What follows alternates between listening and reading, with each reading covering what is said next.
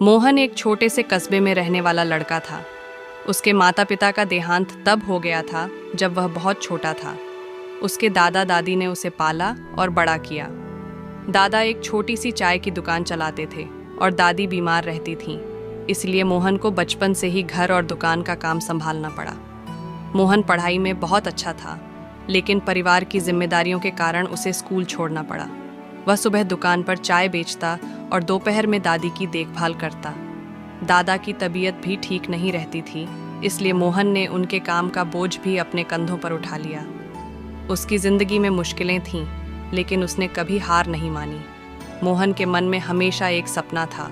वह चाहता था कि उसकी अपनी एक बड़ी चाय की दुकान हो, जहां लोग सिर्फ चाय पीने नहीं बल्कि समय बिताने और बातें करने आए।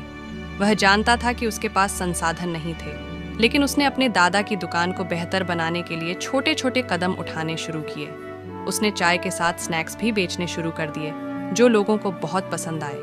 एक दिन एक शहर का व्यक्ति मोहन की दुकान पर आया। उसने मोहन की बनाई चाय पी और उसके मेहनती स्वभाव से प्रभावित हुआ। उसने मोहन से बात की और उसकी चाय की दुकान को एक कैफे में बदलने का सुझाव दिया। मोहन के पास पैसे नहीं थे, लेकिन उस व्यक्ति ने उसमें निवेश करने की पेशकश की। मोहन ने इसे अपनी जिंदगी बदलने का मौका समझा और पूरी मेहनत से काम करना शुरू कर दिया। मोहन ने दुकान को एक छोटे से कैफे में बदल दिया, जिसमें उसने चाय के साथ कई तरह के स्नैक्स और हल्के खाने की चीजें जोड़ी।